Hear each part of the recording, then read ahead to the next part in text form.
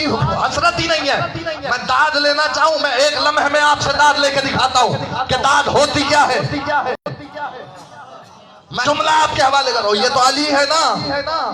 میں غلاموں کا اسٹینڈرڈ بتاتا ہوں کہ علی کے غلام کا اسٹیٹس کیا ہے. علی کے غلام کا اسٹیٹس دیکھ لو پھر علی تک آنا. پہلے علی کے غلام کا اسٹیٹس تو دیکھو. میسا میں تمار، کھجور بیچنے والا. تمر کہتے ہیں کھجور کو، تمار بیچنے والے کو، کھجور بیچنے والا. میسا میں تمار. علی نے کہا میسم تجھے میری محبت میں سولی پہ لٹکایا جائے گا. اس نے کہا مولا محبت تیری ہے تو پھر ڈرنا کیا ہے. ہر بات پہ زور نہیں لگایا جاتا، وزنی بات پہ زور لگانا بے وقوفی ہوتی ہے. اب جملہ آپ کے حوالے ہے. میسم کتنی محبت کرتا ہے. مولا 70 دفعہ بھی قتل کر دیا جاؤں نا، اور قتل کرنے کے بعد راکھ بنا کے ہوا میں اڑا دیا جاؤں اور پھر دوبارہ زندہ کیا جاؤں تو پھر بھی علی ولی اللہ کوئی میرے دل سے نکال نہیں سکتا.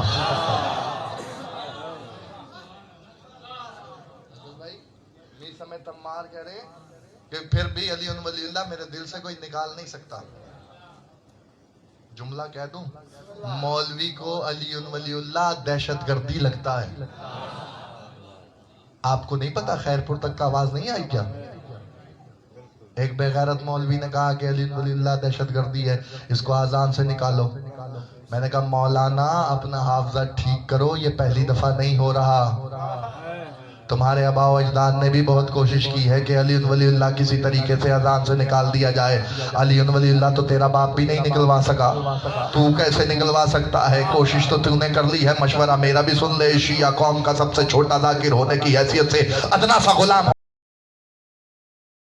ہونے کی حیثیت سے آپ تمام احباب کی جہاں تک میری نگاہ جا رہی ہے سب کی ترجمانی کرتے ہوئے جملہ کہنا چاہتا ہوں. یہاں تو تیرا بس نہیں چلے گا، یہاں سے تو نکلوا بھی نہیں سکتا. پاکستان کے آئین میں یہ بات درج ہے، کانسٹیٹیوشن میں یہ بات لکھی ہوئی ہے. علی ولی اللہ تو اذان سے نکلوا نہیں سکتا. میں تجھے مشورہ دینا چاہ رہا ہوں، مشورہ سن لے. یہاں تیرا بس نہیں چلے گا. حکومت تیری ہے، پیسہ تیرا ہے، حکومت تیری ہے، پاور تیری ہے، پیسہ تیرا. مولوی اگر باپ کا ہے نا تو کعبے سے علی ولی اللہ نکال کے دیکھا.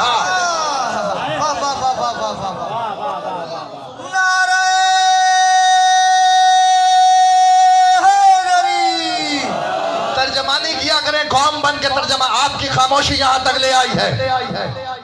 ترجمانی کیا کریں. ذاکر کو داد نہیں ہوتی، ذکر کو داد ہوتی ہے. آج میں تاجدار امامت فرماتے ہیں خدا کا شکر ادا کیا کرو کہ ہم نے تمہیں اپنی مجلس میں شامل کر دیا ہے. جو ہاتھ اٹھائے سلامت رہے. جملہ سن لو میرے مولا کا. میرے مولا فرماتے کبھی غرور نہ کرنا کہ تم اس فرش ادا پہ آ گئے ہو، بلکہ ہمارا شکریہ ادا کیا کرو کہ ہم نے تمہیں زمانے کی آوارہ گردیوں سے بچا کے اپنے ذکر میں شامل کیا ہوا ہے. اور اس کے بعد اپنی ماں کو سلام کیا کرو کہ جس نے تمہارے دلوں میں ہماری ولایت کھول کے ڈال دی ہے. بات یہاں رکی ہوئی تھی. میسا میں تمار کو علی بتا رہے تھے. کہا اچھا میسم پھر یہ جو درخت ہے نا اس پہ تجھے لٹکایا جائے گا، ابھی پودا ہے. اچھا مولا. پانی دینا شروع کر دیا. جلدی سے پروان چڑھے تو علی کی محبت میں سولی لٹکوں، کیونکہ علی والوں کو کبھی موت سے کوئی خطرہ نہیں ہوتا. تم نے اپنی کوششیں کر کے دیکھ لی. علی ولی اللہ پہ آنچ نہیں آنے دیں گے. جب تک ہماری سانسوں میں سانس ہے، جب تک ہماری اولاد ہے، جب تک ہمارا ایک ایک لہو کا قطرہ ہے، علی ولی اللہ پہ کوئی آنچ نہیں آئے گی.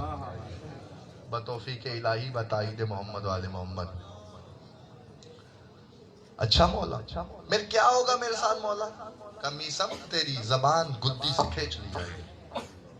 بھائی یہ ساؤنڈ والے بھائی ذرا آواز بڑھا دے، مجھے فیڈ بیک نہیں مل رہا. تو اچھا مولا. اور ہاتھ پیر کاٹ دیے جائیں گے میسم. اچھا مولا. آپ کو پتا ہے عرب میں سولی دینے کا طریقہ یہ نہیں ہوتا تھا کہ گلے میں رسی ڈالی اور پھندا دے دیا. عرب میں سولی دینے کا طریقہ یہ ہوتا تھا کہ ہاتھ پیر کاٹ دیے جاتے تھے، رگیں کاٹ دی جاتی تھی، لہو بہتا جاتا تھا، دماغ پستی کی طرف آتا تھا، انسان کی موت ہو جاتی تھی. ابن زیاد نے میثم کو دربار میں بلا لیا اور بلا کے کہنے لگا میثم تو علی کے بہت فضائل پڑھتا ہے؟ علی کے فضائل پڑھتا ہے؟ اس نے کہا ہاں پڑھتا ہوں۔ کہ تجھے قتل کروا دوں گا؟ اس نے کہا مجھے قتل سے ڈروا رہا ہے؟ مجھے میرے مولا نے بتایا کہ میثم تجھے قتل کر دیا جائے گا میری محبت میں۔ اچھا علی نے کیا کیا بتایا؟ اس نے کہا میرے مولا نے بتایا تھا میثم تجھے درخت پہ سولی دی جائے گی۔ میثم تمار سنا ہے؟ میں سنا رہا ہوں، وہ سنو۔ کہنے لگا ہاتھ پیر کاٹ دیے جائیں گے، لہو بہنا شروع ہو جائے گا، میثم تیری زبان گدی سے کھینچ لی جائے گی۔ توجہ، مجھے نہیں پتا آپ اس جملے کا استقبال کیسے کریں گے، مولا گواہ جہاں جملہ پڑھا ہے میری عزت اور میری توقیر میں بہت اضافہ ہوا ہے، آل محمد نے بہت کرم کیا ہے اس جملے پہ۔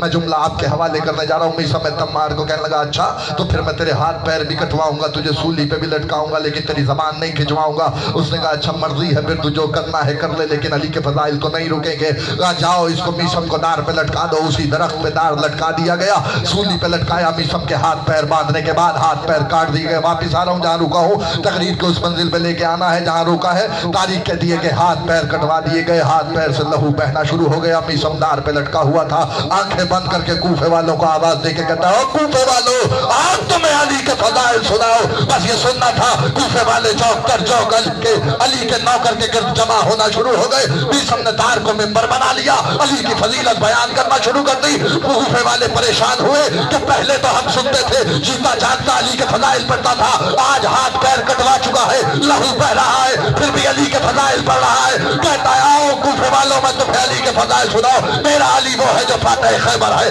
میرا علی وہ ہے جو فاتح بدر ہے، میرا علی وہ ہے جو فاتح حنین ہے، میرا علی وہ ہے جس نے رسول کے ساتھ غزوات لڑی، میرا علی وہ ہے جس کے لیے مصطفیٰ نے کہا انا علی جو میں نور واحد، میرا علی وہ ہے جس کے لیے مصطفیٰ نے کہا ضربت علی جن فی یوم الخندق ظلم من عبادت السگلائے، میرا علی وہ ہے جس کے لیے کہا انا مدینہ العلم والی بابہا، میرا علی وہ ہے جس کے لیے مصطفیٰ نے کہا انا دار الحکمہ والی بابہا۔ ابھی میثم فضائل علی بیان کر رہا تھا، اچانک میثم کا تیور بدلا، بدلتے بدلتے میثم نے کہا فلاں وہ جو کھڑا ہے اس کا باپ وہ نہیں ہے وہ ہے، اس کا باپ وہ نہیں ہے وہ ہے، اس کا باپ وہ نہیں ہے وہ ہے۔ ہرکارے دوڑتے ہوئے پہنچے دربار ابن زیاد میں گئے، اس نے کہا جلدی کر، میثم سب کے باپوں کا پتہ بتا رہا ہے۔ ابن زیاد نے کہا جلدی سے زبان جا کے کھچوا، کہیں میرے باپ کا پتہ نہ بتا۔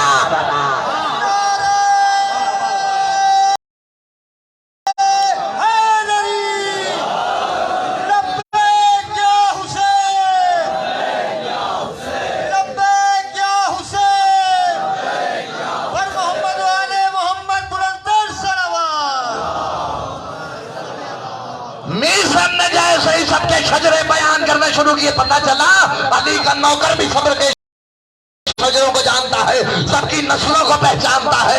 بغض علی میں کس کس کا چہرہ کھل کے سامنے آ رہا تھا۔ میثم نے ہر ایک کا شجرہ بیان کرنا شروع کیا، ہر کارے دوڑتے ہوئے آئے، جملہ سننا۔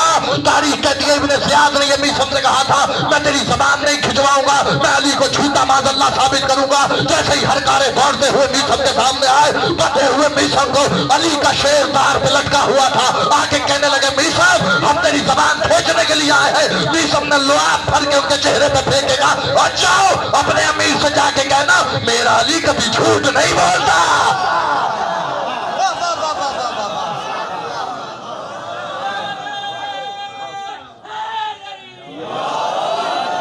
لطف نہیں آ رہا، مل کے اول سے آخر حیدری۔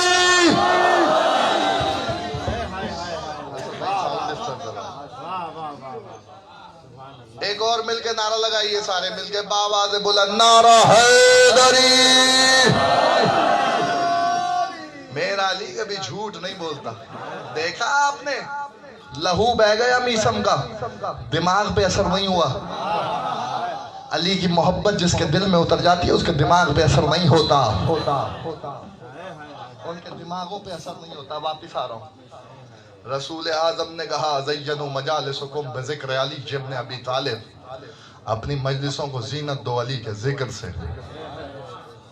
مولا کی قسم یہ دن ہے، میں تاریخ کے اعتبار سے مجلسیں پڑھتا ہوں اور جو دن اور جو ایام ہوتے ہیں اسی طرف منزل کو لے کے جاتا ہوں بصدقہ محمد اہل بیت محمد۔ علی کے بارے میں لوگوں کا خیال پتہ کیا تھا؟ دمشق کے لوگ، شام کے لوگ، یہ امام حسین کی بصیرت ہے کہ مولا سجاد کا انتخاب کیا، نام علی ہے लकब सज्जाद है कि बेटा तू दमिश्क जाएगा।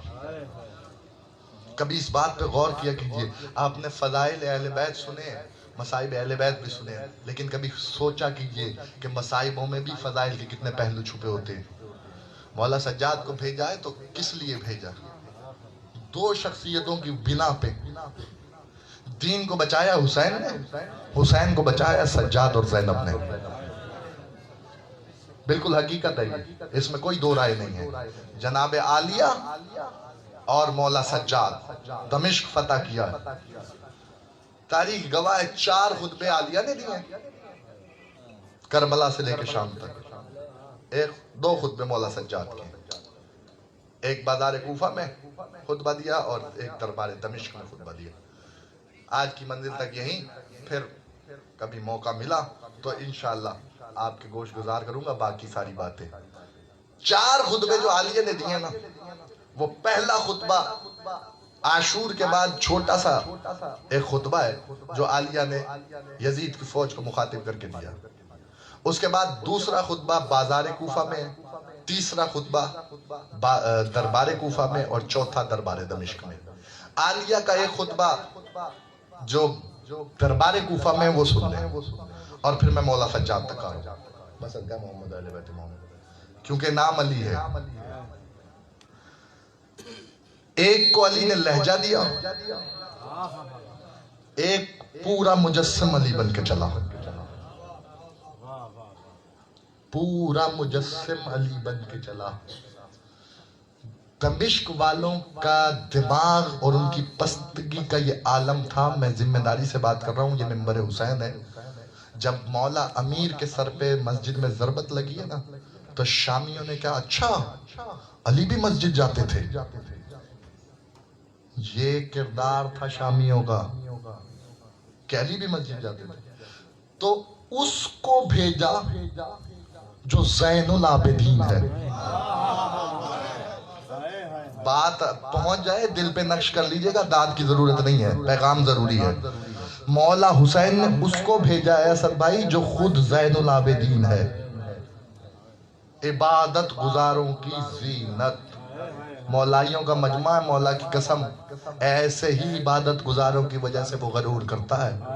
मेरे और तेरे सजदे की उसको जरूरत नहीं है।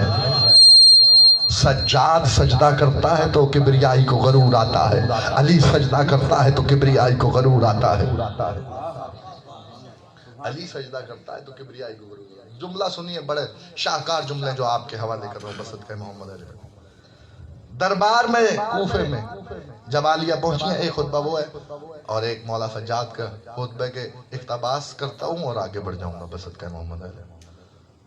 दरबार में पाबंद है आलिया, रस्सियां बंधी हैं। फजाइल है, ये आपकी मार्फत है कि आपकी आवाज बुलंद हो जाती है। पाबंद है। इब्न ज़ियाद ये शेर पढ़ रहा था, ना कोई वही आई ना कोई रसूल, ये सब बनी हाशिम का ढोंग है। आलिया खामोश। उसने कहा कि देखा कि अल्लाह ने तुम्हें रुसवा किया। आलिया खामोश। इल्म सब्र से आता है। खामोशी भी कभी कभी जंग जिता देती है, सब्र भी कभी कभी जंग जिता देता है। आलिया खामोश है। उसने हर बा इस्तेमाल किया कि किसी तरीके से आलिया उससे कलाम करे। बीबी खामोश है। हत्ता, मैं सारा खुतबा नहीं बयान कर रहा, सिर्फ एक मंजिल आप तक सुनानी है कि आलिया की हकीकत क्या है और आलिया ने कैसे दीन की हिफाजत की है। तारीख कहती है भरे मजमे में हर जुल्म और सितम के बावजूद भी और हर बा इस्तेमाल करने के बावजूद भी आलिया ने उससे कलाम नहीं किया। जब बीबी उससे कलाम नहीं कर रही थी तो स्विच होके कहने लगा, आपको आपके नाना की नबूवत का वास्ता मुझसे कलाम कीजिए। उसी वक्त आलिया का रुख मदीने की तरफ फिरा और रुख फेर के कहने लगी, नाना वो जो आपकी नबूवत का इनकार कर रहा था उससे नबूवत मनवा के इनकार कर रहा था। उससे पहला जुमला ये कहा था कि ना नबी आया ना वही आई। और फिर जब जिच हो गया और कोई चीज कारगर न हुई तो कहने लगा, आपको आपके नाना की नबूवत का वास्ता मुझसे कलाम कीजिए। تو عالیہ نے کہا نانا میں نے آپ کی نبوت کو بھرے دربار میں منوایا ہے. خاموشی عالیہ یہ ہے، بولے گی تو کیا ہوگا؟ سننا چاہیں گے؟ بولیں گی تو کیا ہوگا؟ دربار دمشق میں اب میں منزل پہ آ گیا ہوں تو سن لیں جو جملے. وہ خطبے کے بعد پھر دربار دمشق ہے. 700 کرسیاں لگی ہوئی ہیں، سارے وزیر رئیس عمرہ بیٹھے ہوئے ہیں. دربار عام ہے، دربار خاص نہیں ہے. تاریخوں نے لکھا ہے تل دھرنے کی جگہ نہیں تھی، سوئی بھی نہیں زمین پہ گر سکتی تھی، اتنا رش تھا. اور اس نے کہا کہ دیکھا، لین نے آواز دی، دیکھا میرا اختیار؟ کہا کیا اختیار ہے تیرا؟ کہا میں تمہیں قیدی بنا کے یہاں تک لے آیا ہوں. چہرے پہ جلال آ گیا. کہنے لگا یہ تیرا اختیار ہے؟ عالیہ نے کہا اگر تیرا اختیار ہے تو یہ جو روشن دانوں سے ہوا آ رہی ہے روک کے دکھا. تائید کرنا ہے قوم بن کے، یہ جو ہوا آ رہی ہے اسے روک کے دکھا. اس نے کہا ہوا پہ تو میرا اختیار نہیں ہے. عالیہ نے کہا یہ جو گلے میں اونٹوں کے بندھی ہوئی گھنٹیاں انہیں روک کے دکھا. اس نے کہا اس میں میرا اختیار نہیں ہے. عالیہ نے کہا یہ جو دنیا سانس لے رہی ہے ان کا سانس روک کے دکھا. نہ بولو تمہاری مرضی ہے. عالیہ کا فضائل ہی بڑا ہے. میں جملہ آپ کے حوالے کر رہا ہوں. بصدقہ محمد و اہل بیت محمد مجھے منزل سے قریب ہونا ہے. تاریخ نے یہ لکھا کہ جیسے کہا نا کہ سانسوں پہ میرا اختیار نہیں ہے، میں کیسے سانس روک سکتا ہوں؟ بس جیسے کہا کہ یہ تیرا اختیار ہے، اب میرا اختیار سوچ. بھرے دربار میں عالیہ نے آواز دی اسکت، خاموش. سارا مجمع خاموش تھا. جس کا سانس آیا تھا وہ واپس نہیں لے سکا، جس نے لیا تھا وہ باہر نہیں نکال سکا. جو ہوا آ رہی تھی وہ رک گئی، جو گھنٹیاں بج رہی تھی وہ رک گئی. اونٹ کا قدم جہاں اٹھا تھا وہاں واپس نہیں آیا. گھوڑوں نے جو قدم اٹھایا تھا وہ واپس نہیں آیا. یہ عالیہ کا اختیار تھا. پورے دربار میں سناٹا تھا. یزید بھی ساکت تھا. عالیہ کی مرضی سے یزید کو عزت دیا گیا. عالیہ نے کہا بول اور ذرا منظر دیکھ کے بتا.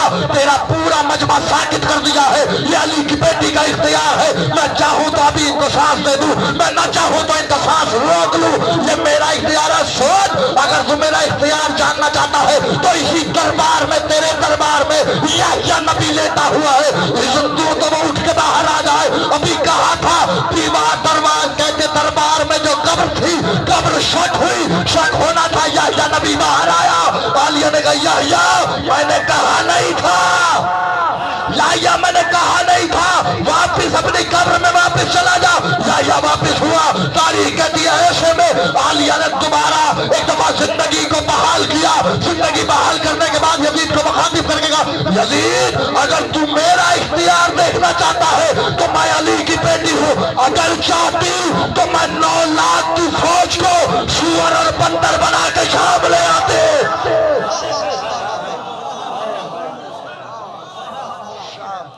شام لے آتی. یہ اختیار عالیہ ہے. یہ دربار دمشق میں خطبہ دیا اور بتایا ہے کہ میرا اختیار کیا. درباری خطیب آگے بڑھا، منبر پہ بیٹھا. اسی منزل کے لیے ساری محنت کی ہے. مولا کی قسم گو سندھ کی دھرتی پہ جملہ آپ کے حوالے کرنے جا رہا ہوں. بصدقہ محمد اہل بیت محمد. درباری خطیب منبر پہ آیا، علی پہ سب کی، علی کی شان میں گستاخی کی. علی کو کوئی فرق نہیں پڑتا. 70,000 ممبروں سے تبرہ ہوا علی پہ، لیکن علی کو کوئی فرق نہیں پڑا. علی علی رہتا. کائنات میں 2 ہی تو ایسے ہیں جن کو کبھی کوئی فرق نہیں پڑا. اللہ کے مقابلے میں جو آیا ذلیل ہوا، اللہ کو کوئی فرق نہیں پڑا.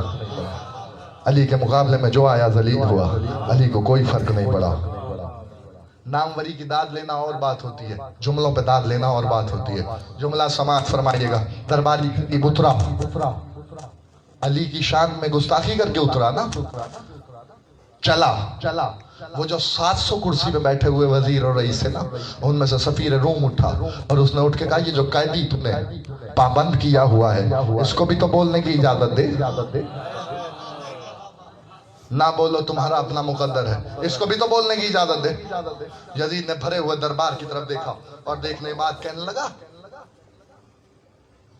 مولا کی قسم جملہ پہنچ جائے تو میری محنت سوارت ہو جائے گی. بہت لمبا سفر طے کر کے آپ کی خدمت اقدس میں حاضر ہوا ہوں. کہنے لگا اگر میں نے اسے اجازت دی تو یہ مجھے رسوا کر دے گا.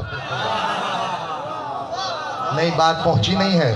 یہ مجھے رسوا کر ابھی مولا علی کی شان میں گستاخی کروائی ہے لیکن علی کی ذات پہ کوئی فرق نہیں پڑا. کہہ رہا ہے کہ اگر میں نے اسے موقع دیا تو یہ مجھے رسوا کر دے گا. تو اس کا مطلب یہ ہے کہ دشمن بھی جانتا ہے اگر یہ بولیں گے تو میرا شجرہ کھول کے رکھ دیں گے, میرا نسب نامہ بتا دیں گے, میری حقیقت بتا دیں گے. تو کیسر روم نے کہا نہیں, اس سے کوئی فرق نہیں پڑتا, اسے بولنے کی تو اجازت دے, یہ بتائے تو صحیح کہ یہ کون ہے, بتائے تو صحیح کہ کون ہے. مولا سجاد کو اس نے کہا کہ آئیے ممبر پہ اور ممبر پہ آ کے خطبہ دیجئے. مولا سجاد نے بات کو واضح کر دیا, مجھے نہیں پتا تم کتنی داد دو گے, کتنا استقبال کرو گے, جملہ بہت وزنی ہے, مجھ سے پہلے سنا ہو تو نہ دینا. جملہ اگر پہلی دفعہ اپنی سماعتوں میں اگر دیکھو اور قرار پاؤ اور اس کا وزن کر سکو تو پھر میرے لیے دعا ضرور کر دینا. بس صدقہ محمد اہل بیت محمد. مولا سجاد نے ممبر کی طرف دیکھ کے کہنے لگے مجھے اس لکڑی کے ڈھیر کی ضرورت نہیں ہے. یہاں تک تو تم نے سب بات سنی ہے, یہ جملہ میرا ہے جو میں آپ کے حوالے کرنے جا رہا ہوں. مجھے اس لکڑی کے ڈھیر کی ضرورت نہیں ہے. تو مولا سجاد نے ایک بات تو واضح کر دی, جس ممبر پہ علی کی فضیلت بیان نہ ہو وہ ممبر نہیں ہوتا, لکڑی کا ڈھیر ہوتا ہے. نہیں جو ہاتھ اٹھائے وہ سلامت رہے, جو نہیں اٹھ سکا وہ میرے ساتھ ابھی شامل ہو جائے گا. مولا سجاد نے بتایا, پوتا بتا رہا ہے کہ جس ممبر سے علی کی فضیلت بیان نہ ہو وہ ممبر نہیں ہے, وہ لکڑی کا ڈھیر ہے. دادا نانا نے بتایا زینوا مجالسکم بذکر علی ابن ابی طالب, اپنی مجلسوں کو زینت دو علی کے ذکر سے. جس مجلس میں ذکر علی نہیں ہوتا وہ مجلس نہیں ہوتی, جس ممبر پہ ذکر علی نہیں ہوتا وہ ممبر نہیں ہوتا. اب جملہ سن لو, جس کے دل میں علی نہیں ہوتا وہ بندہ نہیں ہوتا, اور جس عبادت میں علی نہیں ہوتا وہ عبادت نہیں.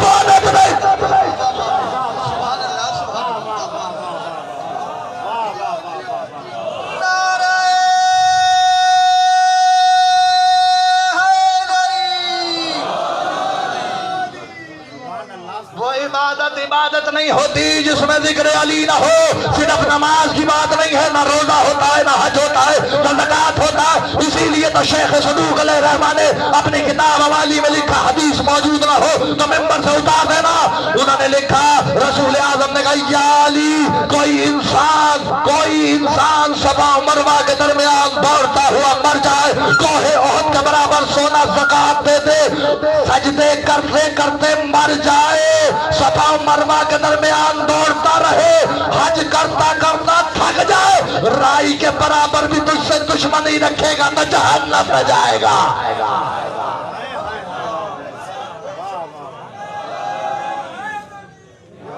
ایسے نہیں مل کے حیدری. بیچ میں آواز روک لیتا ہے, آواز ہی نہیں پہنچتی. آپ تک آواز آ رہی ہے سب کو؟ مل کے سارے حیدری. جب زور لگاتا ہوں ساؤنڈ بند ہو جاتا ہے. مل کے صلوات پڑھیے سارے باواز بلند. مولا سجاد نے بتایا یہ ممبر نہیں ہے, یہ لکڑی کا ڈھیر ہے, مجھے اس کی ضرورت نہیں ہے. میں غدیر کے ممبر کا وارث ہوں, مجھے اس لکڑی کے ڈھیر کی ضرورت نہیں ہے. جملہ سننا, تاریخ کہتی ہے کہ ایسے میں امام سجاد کا پہلا جملہ دربار دمشق میں گونجا. امام نے کہا اللہ نے ہمیں 7 چیزوں سے فضیلت بخشی, 6 چیزیں عطا کی. آج فضیلت سن لو, پھر کبھی آیا تو عطا سنا دوں گا. 7 چیزوں سے فضیلت بخشی, سنو گے. امام سجاد کا پہلا جملہ یہ تھا, اللہ نے ہم ہی میں اس رسول اعظم کو بھیجا جس کی وجہ سے کائنات کو خلق کیا, جس کی وجہ سے جنت کو بنایا. اللہ نے ہم ہی میں سے حیدر کرار کو بھیجا جو ساقی کوثر بنایا, جو جنت میں ساقی کوثر ہے. اس کے بعد کہنے لگے اللہ نے حمزہ کو ہم ہی میں سے قرار دیا جو جنت میں مسند سجائے ہوئے بیٹھے ہیں. اللہ نے جعفر طیار کو ہم ہی میں سے قرار دیا اور اسی سے فضیلت بخشی جسے اللہ نے 2 پر عطا کیے ہیں جس کی وجہ سے وہ جنت میں پرواز کرتے ہیں اور کہنے لگے اللہ نے سیدہ کونین فاطمہ زہرا ہم ہی میں سے بھیجی جو جنت کی سردار ہے، جو جنت کی عورتوں کی سردار ہے۔ اللہ نے حسن و حسین کو ہم ہی میں سے بنایا جو جوانان جنت کے سردار ہے۔ یہ کہنا تھا امام سجاد نے زمینی فضیلت کوئی بیان ہی نہیں کی، ساری جنت کی فضیلتیں بڑے دربار میں اس لیے بتائی، سارے سب سے پہلے یہ بتایا کہ وہ نانا ہمارا ہے جس کی وجہ سے جنت ہے، وہ دادا ہمارا ہے جو ساقی کوثر ہے، وہ بابا ہمارا ہے جو جوانان جنت کا سردار ہے، وہ دادی ہماری ہے جو عورتوں کی سردار ہے، وہ چچا ہمارا ہے جو جوانان جنت کی طرح مسند سجائے ہوئے بیٹھا ہے، ایک چچا وہ ہے جو جنت میں پرواز کر رہا ہے۔ ساری فضیلتیں بڑے دربار میں یزید کے جنت کی گنوا کے امام سجاد نے ایک بات تو صاف کر دی، امام نے بتایا میں تو سارے اپنے جنت میں دکھا رہا ہوں، اگر یہ باپ کا تو اپنا جنت میں دکھا۔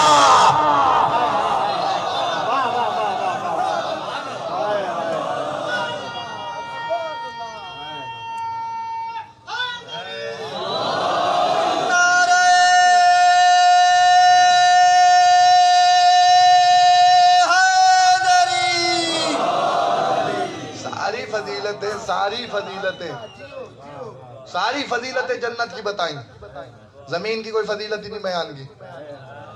امام نے بتایا میرے تو سارے جنت میں ہیں، اس کا کوئی ایک بھی ہے تو بتا دے، کوئی ایک ہے تو دکھا دے۔ خاموش تھا، اچانک تیور بدلے، لہجہ بدلا۔ علی کی بیٹی بولی، عالیہ نے اپنی زبان اپنے لہجے کو استعمال نہیں کیا، علی کے لہجے میں بولی، ایسے بولی مولا کی قسم اگر تاریخ کے جملے نہ ہو تو میں ذمہ دار ہوں۔ بھرے ہوئے مجمع میں ایک نابینا صحابی بیٹھا ہوا تھا مصطفیٰ کا، اس نے اٹھ کے کہا کیا علی قبر سے نکل کے آ گئے ہیں؟ کیا علی؟ عالیہ بولی تو اس نے کہا کیا علی قبر سے نکل کے آ گئے ہیں؟ کائنات میں دو ہی ہیں جنہوں نے علی کے لہجے کو استعمال کیا ہے، زمین پہ عالیہ نے، عرش پہ اللہ نے۔ تم نہ بولو، تمہارا اپنا مقدر ہے، میں تو علی کے فضائل پڑھ رہا ہوں، میں اپنی طرف سے نہیں کہہ رہا۔ مصطفیٰ سے لوگوں نے آ کے پوچھا یا رسول اللہ، اللہ سے ملاقات ہوئی، اللہ سے بات ہوئی؟ کہا ہاں اللہ سے ملاقات بھی ہوئی، اللہ سے بات بھی ہوئی۔ کہا اللہ نے پھر کس لہجے میں بات کی، اللہ نے کس طرح بات کی؟ خاطبنی بلغت علی ابن ابی طالب، اللہ نے مجھ سے علی کے لہجے میں گفتگو کی، میرا مجبوری ہے، میں کیا کروں، لغت کا ترجمہ لہجہ کرنا پڑتا، ورنہ لغت کا ترجمہ لہجہ نہیں ہے۔ لغت سارے پڑھے لکھے لوگ جانتے ہیں کہ لغت کسے کہتے ہیں۔ لغت کہتے ہیں کہ جو مشکل لفظ ہو اور تمہیں سمجھ میں نہ آ رہا ہو وہ لغت میں تلاش کیا جاتا ہے۔ مشکل لفظ لغت میں تلاش کیا جاتا ہے۔ کوئی مشکل لفظ آ جائے نا تو وہ کہتے ہیں فلاں صاحب میاں جاؤ لغت میں دیکھو۔ اللہ نے علی کی لغت میں گفتگو کی، مصطفیٰ نے کہا میں نہیں کہہ رہا۔ خاطبنی بلغت علی ابن ابی طالب، ہوا کیا تھا سن تو لو۔ ہوا یہ تھا کہ مصطفیٰ نے کہا پروردگار تو بول رہا ہے کہ علی بول رہے ہیں، تو بول رہا ہے کہ علی بول رہے ہیں، تم چپ ازماؤ میں علی کی فضیلت ازماتا ہوں، تو بول رہا ہے کہ علی بول رہے ہیں۔ آواز آئی اے میرے حبیب ہم نے تیرے دل پہ نگاہ کی تو سب سے زیادہ محبت علی کی پائی، اس لیے ہم نے چاہا کہ تیرا دل مضبوط رہے، ہم نے علی کے لہجے میں تجھ سے گفتگو کی۔ تو اللہ نے ایک بات واضح کر دی، پروردگار محبوب تیرا ہے، محبت علی سے کرتا ہے، محبوب تیرا ہے، محبت علی سے کرتا۔ آواز آئے گی ہے مغنبت، علی کی محبت ہی میری محبت ہے، علی کی محبت ہی میری محبت ہے۔ تو اب جملہ سن لو، مصطفیٰ کا دل تمہارے دل جیسا نہیں ہے، مصطفیٰ کے دل کا عالم یہ ہے کہ قرآن نے آواز دی۔ اگر ہم قرآن پہاڑوں پہ نازل کرتے تو پہاڑ ریزہ ریزہ ہو جاتے۔ قرآن کی طاقت یہ ہے کہ وہ پہاڑ برداشت نہیں کر سکتا، ہم نے اسے مصطفیٰ کے دل پہ اتارا تو مصطفیٰ کے دل میں علی کی محبت ہے، جس نے قرآن کا وزن اٹھایا ہوا ہے۔ جبھی تو میں تمہیں کہتا ہوں مومنو اپنے آپ کو داد اور تحسین دیا کرو، تمہارا دل بھی وہی ہے جو قرآن کا وزن اٹھا سکتا ہے۔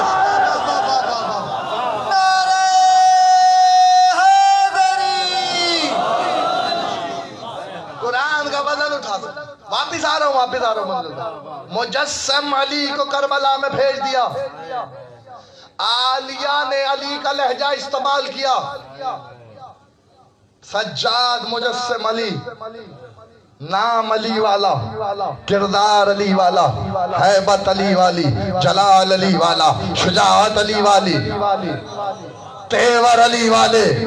جب خطبہ دیا تو دربار دہلنے لگا، اور پھر امام نے اپنا تعارف کروانا شروع کیا۔ میں مکہ و مینا کا بیٹا ہوں، میں زمزم کا بیٹا ہوں، میں صفا و مروا کا وارث ہوں۔ اور اس کے بعد اچانک لہجہ بدلا اور کہنے لگے میں مصطفیٰ کا بیٹا ہوں، میں مرتضیٰ کا بیٹا ہوں، میں فاطمہ کا بیٹا ہوں۔ جب اپنا شجرہ بیان کر رہے تھے، یزید نے اعلان کروا کے کہا مؤذن سے کہو اذان کہے۔ 7 مؤذنوں نے مل کے اذان کہی، اللہ اکبر، اللہ اکبر، داد نہیں دعا چاہیے، اللہ اکبر، اللہ اکبر، 4 دفعہ اللہ اکبر کہا۔ اس کے بعد آواز دی اشہد ان لا الہ الا اللہ، اشہد ان لا الہ الا اللہ۔ سجاد خاموش، اشہد ان محمد رسول اللہ یہ کہنا تھا۔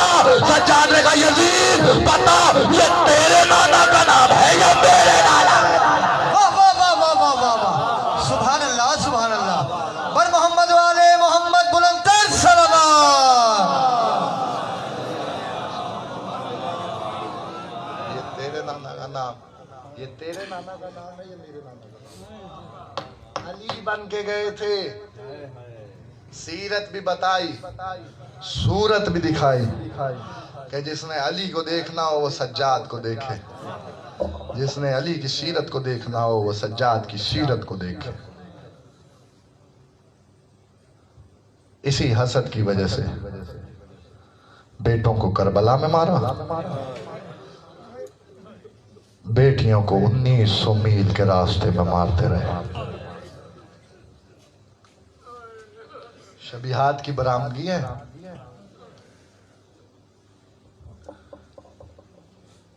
مولا عباس کے مصائب پڑھنے کا حکم دیا، شہادت محرم میں پڑھتا ہوں، لیکن مصیبت عباس کی کم نہیں ہے۔ پہلا جملہ سن لو، رویا کرو، مظلوموں کے غم میں رویا کرو۔ 2-4 دن کا مہمان رہ گیا حسین، اگلے سال وہی روئے گا جو ہوگا۔ مولا ہم تجھے رو نہ سکے، فاطمہ زہرا ہم آپ کے بیٹے کا پرسہ نہیں دے سکے۔ آپ کی آوازیں بلند ہو گئی، مولا کسی غم میں نہ رلائے۔ یہ ذاکر کی تمنا نہیں ہوتی۔ سنو گے جملہ میرے مولا سجاد کی؟ میرے مولا سجاد فرماتے ہیں جب بھی ہماری مصیبت پہ رویا کرو، چیخ مار کے رویا کرو۔ پوچھنے والے نے پوچھا مولا کیوں چیخ مار کے رویا کرے؟ آواز آئی اس لیے چیخ مار کے رویا کرو کیونکہ کربلا سے کوفہ، کوفہ سے شام، ہم میں کوئی سسکیوں سے بھی روتا تھا، اس کے سر پہ تازیہ نے مارے جا۔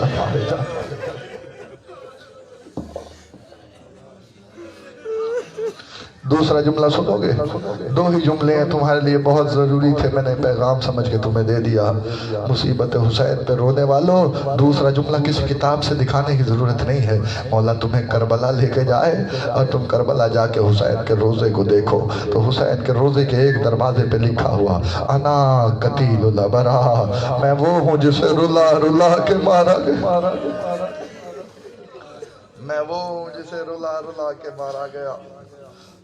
کبھی قاسم کے ٹکڑے جنتے ہوئے رویا ہے حسین، کبھی اکبر کے کلیجے سے برچھی نکالتے ہوئے رویا ہے حسین، کبھی اون محمد کا لاشیں اٹھاتے ہوئے رویا ہے حسین۔ تاریخ کہتی ہے کبھی عباس کے بازو اٹھاتے ہوئے رویا ہے حسین۔ سنو گے جملہ، ایک عالم نے ابوالفضل العباس کی مصیبت پڑھی اور گھر جا کے سو گیا۔ خواب میں مولا عباس آئے اور آ کے کہنے لگے تو نے میری مصیبت نہیں پڑھی۔ اس نے کہا مولا میں نے ساری شہادت پڑھی، آواز آئی نہیں تو نے میری مصیبت نہیں پڑھی۔ اس نے کہا مولا مجھ سے کیا کوتاہی ہو گئی جو میں نے آپ کی مصیبت نہیں پڑھی؟ آواز آئی تجھے معلوم ہے جب کوئی سوار گھوڑے سے گرتا ہے تو اپنے بازوؤں کا سہارا لیتا ہے۔ تمہاری آوازیں بلند ہو گئی ہے، مولا کسی کا مغروض نہ کرے تمہیں سوائے غم حسین کے اور کوئی تمہیں غم نہ ہو۔ تمہیں پتہ ہے جب سوار گھوڑے سے گرتا ہے تو بازوؤں کا سہارا لیتا ہے، اور بتا جب میں گھوڑے سے گرا میرے بازو نہیں تھے، میری آنکھ میں تیر لگا ہوا تھا، اور سنیے میری سب سے بڑی مصیبت ہے میری آنکھ سے تیر نہیں نکل سکتا تھا میں نے زانووں کے درمیان تیر کو پھنسا کے کھینچا تاکہ اپنے مولا حسین کی زیارت کر سکوں سنو گے جملہ بعد کربلا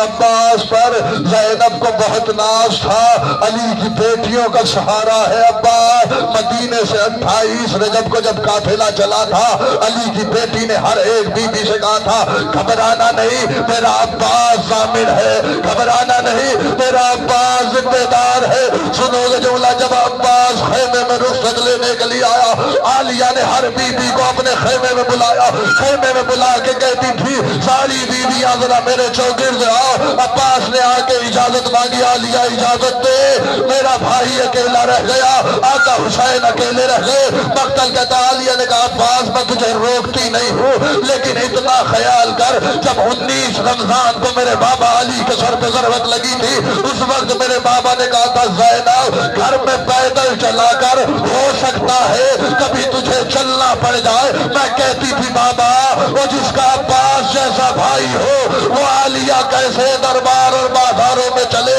عباس مجھے یقین ہو گیا ہے تو جا رہا ہے میں کبھی کسی دربار جاؤں گی کبھی کسی بازار جاؤں اجرکم اللہ یہی حق ہے رونے کا آوازوں کو بلند کرو تو میں جملہ کہوں مقصد کہتا ہے عالیہ نے ساری بیویوں کو خیمے میں جمع کیا بسم اللہ یہی حقیقت کا رونا آواز آئی چاروں طرف سے جب بیویوں نے عباس کو گھیرا ہے نا حمید ابن مسلم کہتا واحد عباس ہے جب برآمد ہوئے نا خیمے سے ساری بیویوں نے پتھروں سے سر پہ ماتم کیا ہے وہ رو کے کہتی تھی واہ عباسا عالیہ نے ساری بیویوں کو جمع کر کے کہا 28 رجب کو میں نے جو ضمانت لی تھی نا وہ میرا قاضی جا رہا وہ جس نے زینب کو اجڑتے ہوئے دیکھنا ہو وہ آ کے دیکھ لے میرا پردے کا ضامن جا رہا ہے مقتل کہتا ہے جیسے ہی عباس برآمد ہوئے حسین نے کہا عباس یاد رکھنا بھائی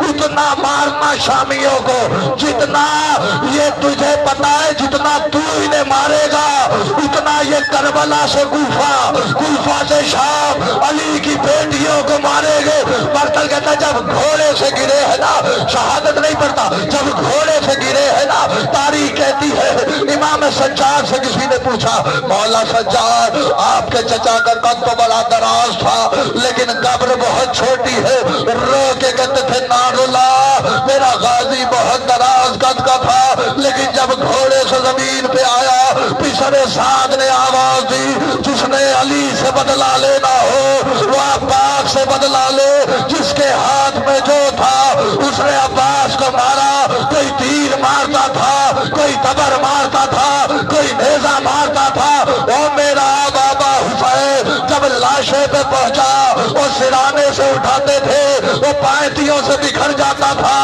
عباس کو ایک گٹھڑی میں حسین نے باندھا دو جملے اور سن لو مقتل کے یہ جملے بائیس نے امامت آگے 12 محرم کو فرات کے کنارے دفنایا ہے تاریخ کے یہ جملے مقاتل کہتے ہیں دفنا کے چلا گیا سجاد بائیس نے امامت سنو گے جملہ سال کی قید نبھا کے شام کی قید کاٹ کے سکینہ کو زندان میں سلا کے سجاد جب کربلا آیا تڑپ کے ہر ایک سنو گے جملہ ہر مستور اپنے وارث کی قبر پہ گئی عباس کی قبر پہ سجاد بہت زور رویا قبر عباس پہ منہ رکھ کے کہتے تھے چچا فرات کے کنارے سو جانا آسان ہے چچا شام کا بازار چچا شرابی کا دربار چچا میں کیا منظر بتاؤ 700 کرسیاں لگی ہوئی تھی شرابیوں کا ہجوم تھا چچا سب سے آگے فضا کے پیچھے بی بی زینب کے پیچھے میں کلثوم سب سے آخر میں 4 سال کی میری بہن معصومہ سب کے ہاتھ بندھے تھے معصومہ کا گلا بندھا تھا مقتل کہتے سفیر روم 9 گھنٹے کے بعد تڑپ کے یزید کو مخاطب کر کے کہتا ہوں بے حیا میں یہ نہیں پوچھتا یہ قیدی کون ہے مجھے اتنا बता ये जो सबसे आखिर में 4 साल की मासूमा है ये कौन है? यजीद ने कहा तुझे इससे क्या काम है? आवाज आई मुझे कोई काम नहीं है, लेकिन मैं देख रहा हूँ 9 घंटों में बच्ची 8 दफा बेहोश होके गिरने की कोशिश करती है, लेकिन गले की रस्सी इतनी तंग है कि बच्ची से गिरा नहीं जाता। यजीद ने शेमर से इशारा करके कहा इस बच्ची को मेरे सामने ला। कहने लगे चाचा सकीना शेमर की झिड़कियां सहती हुई यजीद के तख्त के सामने आई। इस शराबी के हाथ में एक खेजरान की छड़ी थी। ये सकीना के सामने हुसैन के लबों पे छड़ी मार मार के कहता था ओ ये ओहद का बदला, ये खैबर का बदला, ये खंदक का बदला। जुमला सुनना। कहता है ऐसे में शेमर से मुखातिब करके कहता है इससे कहे अपना नाम बताए। सकीना के लब हिलते थे, आवाज नहीं आती थी। जब इसने 3 दफा गाना और बीबी के लब हिले आवाज नहीं आई। अजादारो मक्तल कहता है ऐसे में इसने कहा शेम ये बच्ची मेरी तौहीन कर रही है, मैं इससे नाम पूछता हूँ ये आवाज नहीं देती, ये नाम नहीं बताती। ये हरामी ताजियाना लेके आगे बढ़ा। सज्जाद ने चीख के कहा ओ बेहया मेरी बहन के गले में रस्सी बड़ी तंग है, वो बोलती है लेकिन आवाज नहीं। यही हक है रोने, खत्म कर देता मजलिस। अगर अलविदाई पुर से ना होते खत्म कर देता मजलिस। लगे चाचा बहुत याद किया है सकीना ने आपको। सज्जाद ने आखिरी बयान किया, रो के कहते थे मौला, मेरा मौला सज्जाद कहता था चाचा की कब्र पे चाचा जब भी कोई सकीना को तमाचा मारता था रो के कहती थी चाचा गाजी आपके होते मुझे तमाचे नहीं लगे, आप पानी लेने ना जाते मुझे कोई तमाचा ना मारता।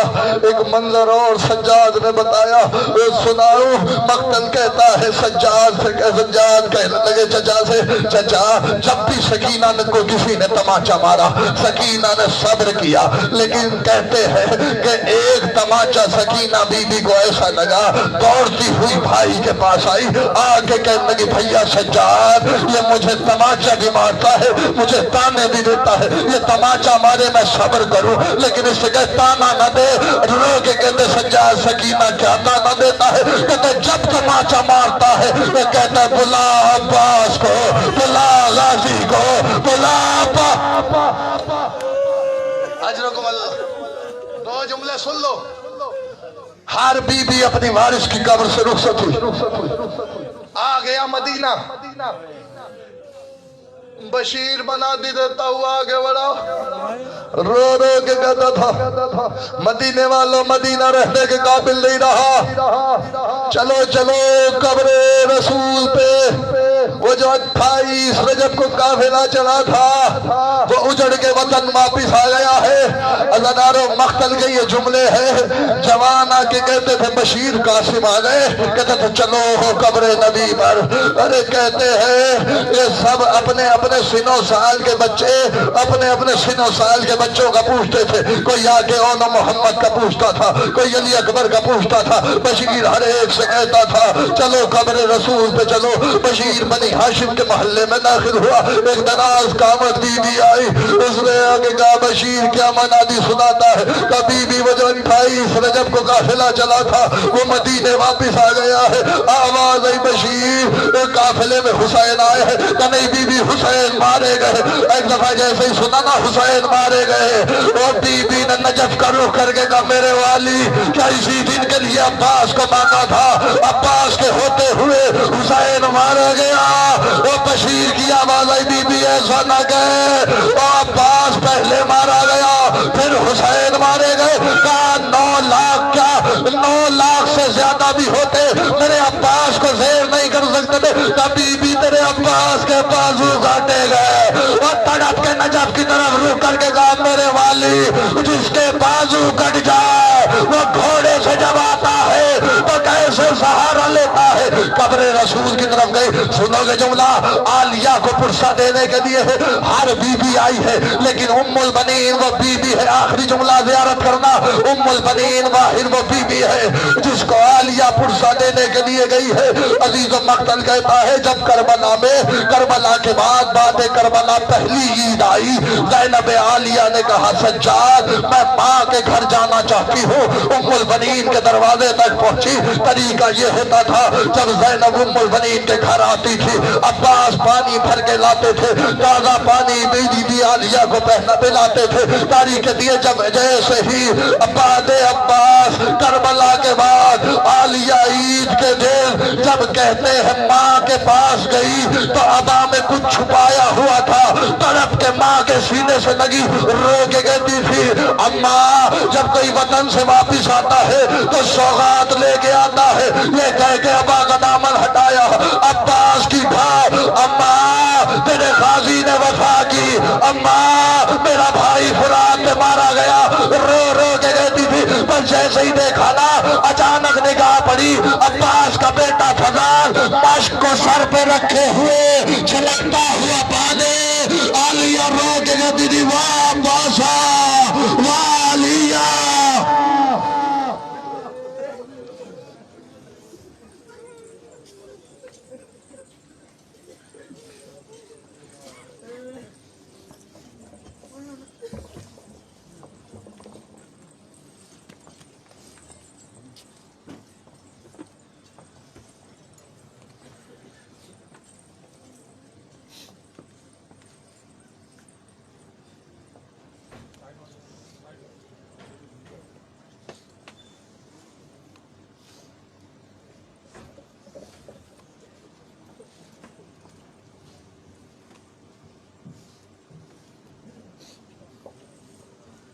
मातम हुसैन पेशवानी के लिए दावत दूंगा। मातमी दस्ता